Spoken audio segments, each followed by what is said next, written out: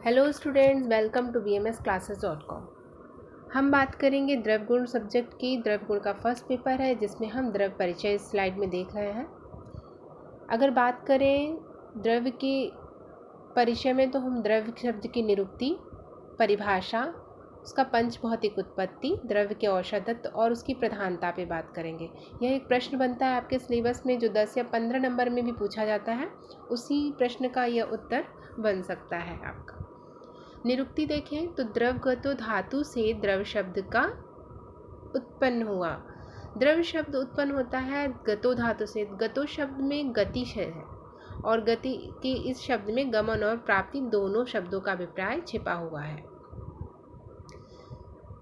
द्रव्य की परिभाषा देखें तो परिभाषा यत्र आश्रिता कर्म गुणा, अर्थात जिसमें गुण और कर्म आश्रित हों, यानी वह जिसमें गुण और कर्म रहते हैं, और कारणम समवायियत, जहाँ अपने कार्य द्रव्यों का समवायी कारण होता है, तद द्रव्यम, वही द्रव्य कहलाता है। अर्थात समझ गए होंगे कि वह चीज, वह जिसमें गुण और कर्म आश्रित हो, जो अपने कार्य द्रव्यों का समवायी कारण हो, वह द्रव्य कहलाता है। समवायी शब्द का है कि कर्म और गुण एक द्रव्य से अलग नहीं हो सकते हैं।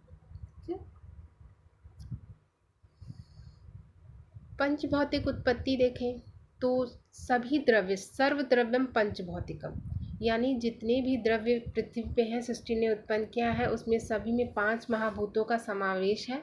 तो जब सारे द्रव्यों में समावेश, यानी जितने अवशिष्ट हैं, जितनी भी पदार्थ जो भी पाए जाते हैं, वो सभी पंच महाभूतों से बने हैं। तो द्रव्य भी पंच महाभौतिक ही कहलाता है। जहाँ पंच महाभूतों से निर्मित अगर सभी वस्तुएं हैं तो द्रव्य को 5 भौतिक कहना निसंदेह है। तो द्रव्य की उत्पत्ति किससे हुई? 5 भौतिक ही मानी गई है।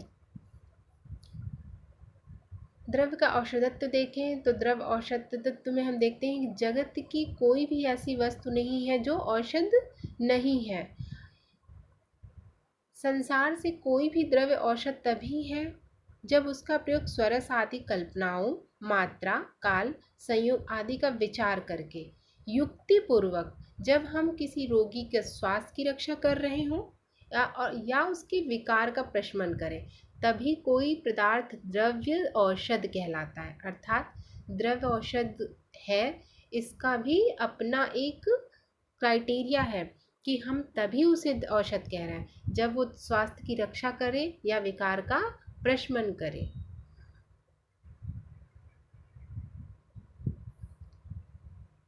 अब द्रव्य की प्रधानता हम कैसे कहें? द्रव्य प्रधान है रस से, वीर से, विपाक से, प्रभाव से। तो द्रव्य श्रेष्ठ है, इसको बताते हुए सुश्रुत ने सूत्र स्थान में कहा है कि द्रव्य व्यवस्थित होता है, अर्थात द्रव्य की अपनी व्यवस्थित होता है, उसमें नित्य होता है। जो भी गुण है, कर्म है, वो अपने कर्म गुणों को लेके नित्य है। वो जैसा पहले था वैसा आज भी उसमें वही गुण है।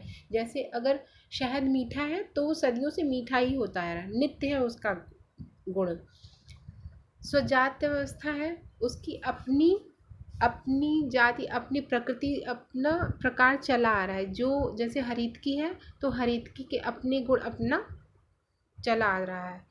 विकल्प सामर्थ्य, एक ही द्रव्य के और भी विकल्प, सब्स्टिट्यूट यानी और भी विकल्प हमारे पास है द्रव्यों के, तो द्रव्य प्रधानता। रस का नहीं है, जो मधुर रस ही है, लेकिन एक द्रव्य जो है उसके और भी विकल्प हम ले लेते हैं।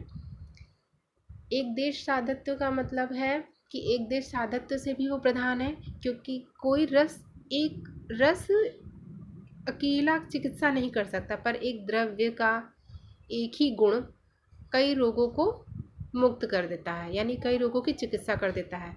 जैसे कि हम स्नूही के क्षीर से कई रोगों को हम चिकित्सा करते हैं। कर्म अपेक्षित है, द्रव्य में कर्म अपेक्षित है। बिना द्रव्य के कर्म का स्थान नहीं। द्रव्य है तभी कर्म भी है, कर्म अलग हम नहीं कह सकते, बिना द्रव्य के उसका कोई अस्तित्व नहीं। 5 इंद्रिय ग्रहण, क्योंकि पंच महाभूतों से उत्पत्ति, इसलिए सारी इंद्रियां भी उसे ग्रहण करती हैं। शास्त्र प्रमाणित देखें तो द्रव्य शास्त्र प्रमाणित है, क्योंकि शास्त्रों में इसका प्रमाण मिलता है द्रव्य ही श्रेष्ठ है, क्योंकि बिना द्रव्य के ना कर्म है, ना गुण है, ना रस, ना वीर, ना विपाक। तो इस स्लाइड में हमने आपको द्रव्य के उस प्रश्न को कवर किया है जो आप 10 या 15 नंबर में लिखते हैं। द्रव्य की निरुक्ति, परिभाषा, महत्व, औषधत्व और प्रधानता को। तो ये स्लाइड आपको कैसी लगी, लाइक और शेयर कीजिएगा। Thank you for watching. ऐसे ही वीडियोस लेकर के हम जल्दी आपके द्रव्य गुण के दूसरे स्लाइड में आएंगे। Thank you.